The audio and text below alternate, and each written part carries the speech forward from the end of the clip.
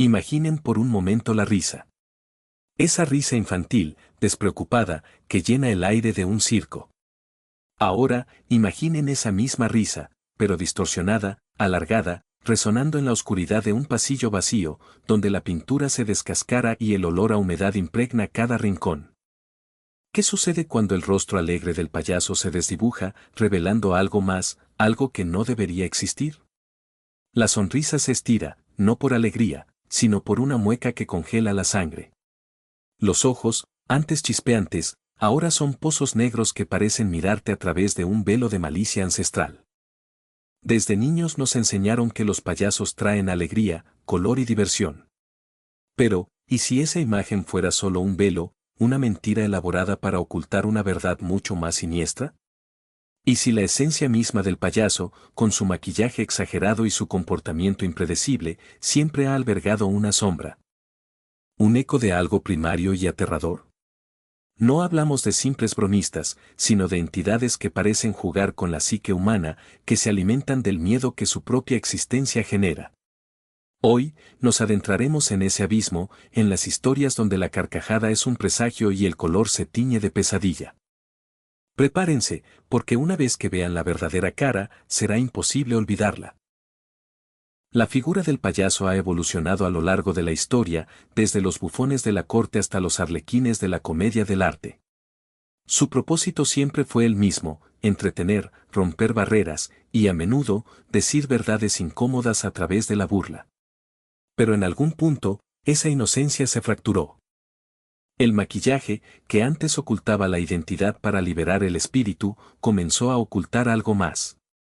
Una oscuridad que se gestaba en las sombras de la psique colectiva, alimentada por el miedo a lo desconocido, a lo que se esconde detrás de una máscara.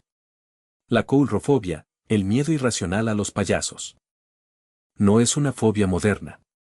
Tiene raíces profundas en la ambigüedad de su expresión, en la sonrisa fija que nunca cambia, sin importar lo que el payaso sienta o haga. Esa inmovilidad, esa falta de una emoción genuina, es lo que nos perturba. Es la antítesis de la humanidad. Y es en esa grieta donde lo macabro se filtra. Historias de payasos que no solo asustan, sino que atormentan, que persiguen, que parecen existir en un plano diferente, donde las reglas de la realidad se doblan y se rompen. Payasos que no solo actúan, sino que son la pesadilla. La noche era un manto espeso sobre la carretera interestatal 17, un tramo desolado que conectaba dos pequeños pueblos. Marcos, un joven viajante, conducía su viejo Chevy, con la radio apenas captando una señal.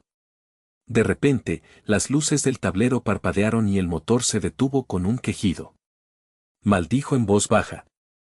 Bajándose para revisar el capó, solo para encontrarse con el silencio y la oscuridad total.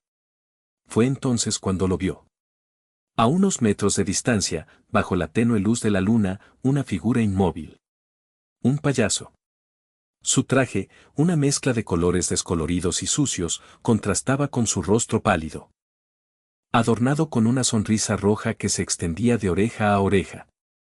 No se movía, solo observaba. Marco sintió un escalofrío. ¿Necesita ayuda?, preguntó, su voz temblorosa. El payaso inclinó la cabeza, su sonrisa pareció ensancharse. No, joven. Solo observo. La voz era gutural, como el crujido de hojas secas. ¿Observar qué?, inquirió Marcos, intentando mantener la calma. El payaso dio un paso lento, y con cada paso, su figura parecía crecer, sus ojos oscuros brillando en la penumbra. Observo el espectáculo. Marcos no esperó más. Corrió, dejando el auto atrás, el eco de una risa hueca persiguiéndolo en la oscuridad. En las afueras de un pueblo llamado Oacaben, existía un viejo circo abandonado, un lugar donde el óxido había devorado la alegría y los recuerdos. Se decía que el circo había cerrado abruptamente hace décadas, después de una serie de desapariciones inexplicables.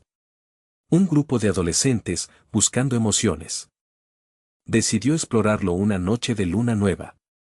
Entre carpas rasgadas y jaulas vacías, encontraron un pequeño escenario. En el centro, un viejo payaso de madera, con un ojo colgando, parecía sonreírles desde el olvido. ¡Qué espeluznante!, dijo Sarah, empujando al muñeco. Un chirrido metálico resonó en el aire. Y el muñeco se balanceó. De repente, una risa, suave y aguda, pareció venir de todas partes y de ninguna. Se congelaron. ¿Quién anda ahí?, gritó Mark, su voz temblaba. El muñeco de madera, que antes estaba inmóvil, ahora tenía la cabeza ligeramente ladeada. Sus ojos, incluso el que colgaba, parecían seguir sus movimientos. Un olor dulzón y a carne podrida llenó el aire. Entonces, una figura se movió en la oscuridad, entre los restos de los asientos. Era grande, desgarbada, y sus movimientos eran erráticos, antinaturales. No era un muñeco. No era humano. Era una silueta que se arrastraba. Con una sonrisa que brillaba en la oscuridad, acercándose a ellos con una lentitud desesperante. Los gritos se ahogaron en el eco de la risa que ahora era ensordecedora. En los anales del folclore del terror, pocos nombres resuenan con la misma escalofriante persistencia que el de El Jester. No es un payaso común, es una leyenda, un presagio de desgracia. Se dice que el Jester aparece antes de eventos catastróficos, no para causarlos directamente, sino como un heraldo silencioso. Un observador macabro que disfruta del caos que está por desatarse. Su atuendo es un clásico traje de bufón medieval, pero descolorido, manchado con lo que algunos juran es sangre seca. Su rostro, una máscara blanca con ojos hundidos y una sonrisa pintada que parece burlarse de la existencia misma. No busca la interacción. Su presencia es suficiente para sembrar la semilla de la paranoia. Quienes lo han visto describen una sensación de frío absoluto, una parálisis que les impide reaccionar. A menudo, deja atrás un regalo, una pequeña campana de bufón, oxidada y silenciosa. O una carta de naipe con la figura del comodín, siempre boca arriba. Estos objetos no son solo un recordatorio de su visita, sino que se rumorea que portan una maldición, atrayendo la desgracia al hogar de quien los encuentra. El Jester no necesita hablar, su existencia es una sinfonía de terror. Una burla cósmica que nos recuerda la fragilidad de la alegría y la inevitabilidad de la oscuridad. Sofía había encontrado una campana de bufón oxidada en su buzón una mañana. Al principio, pensó que era una broma de mal gusto. Pero luego, las cosas empezaron a cambiar. Las luces de su casa parpadeaban sin razón. Escuchaba risas ahogadas que venían de las paredes. Sentía una presencia constante. Como si alguien la observara desde la periferia de su visión. Una noche, despertó con un frío helado en la habitación. La ventana de su dormitorio estaba abierta, a pesar de que la había cerrado con llave. En el alféizar, una carta de comodín. Y en el reflejo de la luna, en el cristal, por una fracción de segundo. Vio una silueta. Era el Jester. Su sonrisa pintada era lo único que se distinguía en la oscuridad, y sus ojos, dos puntos de vacío absoluto, la atravesaban. No se movió. No hizo ruido. Solo la miró. Sofía intentó gritar, pero su voz se ahogó en su garganta. El Jester levantó una mano lentamente. Con un dedo huesudo señalando hacia ella. Y luego, con un movimiento antinaturalmente rápido, desapareció. La campana que había encontrado en el buzón comenzó a sonar, una melodía lúgubre y solitaria, que parecía venir de dentro de ella misma. Sofía supo entonces que no era una broma. Era la última función. Y ella era la protagonista involuntaria de un espectáculo que no tenía fin. El Jester, la figura de la que hemos hablado, no es un hombre disfrazado, ni siquiera un espíritu. Es algo mucho más antiguo, mucho más fundamental.